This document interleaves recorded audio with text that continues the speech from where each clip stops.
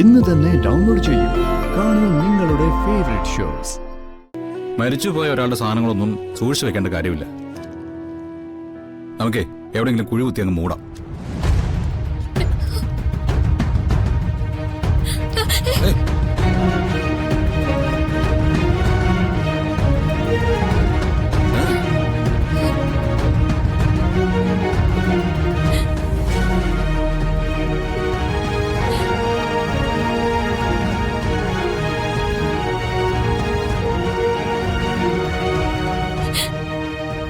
കുഴികുത്തി മൂടണ്ട.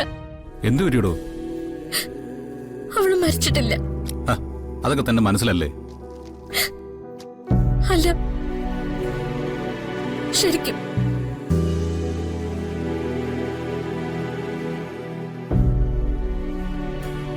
അവളെ ചെറിയച്ഛന്റെ അഡ്വക്കേറ്റ് കോടതിയിൽ ഹാജരാക്കി.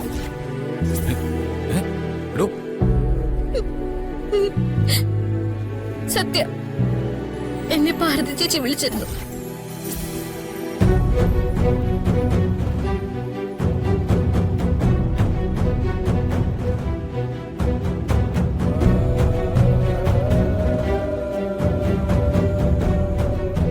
പ്രിയങ്ക മരിച്ചിട്ടില്ല രാധിക, അവൾ ജീവിച്ചിരിപ്പുണ്ട്. മാഡം വെറുതെ പെച്ചുമ്പയും പറയാതെ. വിശ്വസിക്കാൻ പ്രയാസമായിരിക്കും, പക്ഷെ വിശ്വസിച്ചേ പറ്റൂ. പ്രിയങ്ക ജീവിച്ചിരിക്കുന്ന കാര്യം നമുക്കൊന്നും അറിയില്ലെങ്കിലും അറിയാവുന്ന ചിലരുണ്ട്. ചന്ദ്രശേഖരന്റെ ആളുകളാൽ കൊല്ലപ്പെട്ടു എന്ന് നിങ്ങൾ വിശ്വസിക്കുന്ന, ചന്ദ്രശേഖരന്റെ ആസൂത്രണം കൊണ്ട് ജീവൻ നഷ്ടപ്പെട്ടു എന്ന് നിങ്ങൾ വിചാരിക്കുന്ന അതേ പ്രിയങ്കയെ ഈ കോടതിയിൽ ഹാജരാക്കാൻ എനിക്ക് സാധിക്കും. യുവർ ഓണർ, അങ്ങയുടെ സമക്ഷത്തിലേക്ക് ഞാൻ പ്രിയങ്കയെ പ്രസന്റ് ചെയ്യാം.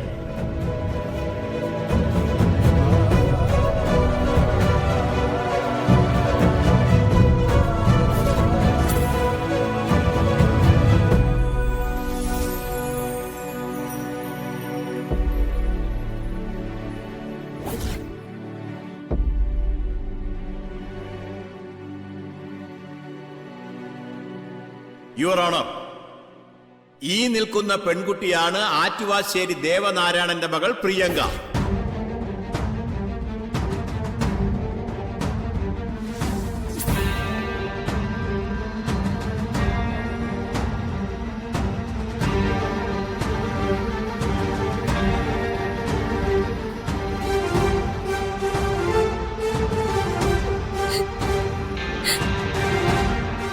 രാധിക,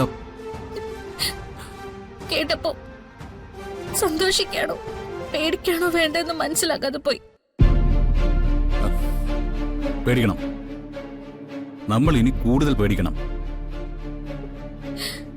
പ്രിയങ്ക അങ്ങനെ തിരിച്ചു വന്നിട്ടുണ്ടെങ്കിൽ അവൾ ഇതുവരെ എവിടെയായിരുന്നു എന്നുള്ളതിന് നമ്മൾ പേടിക്കേണ്ടി വരും.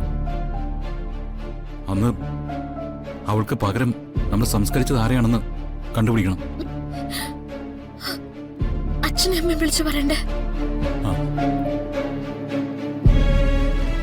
വിളിക്കട്ടെ?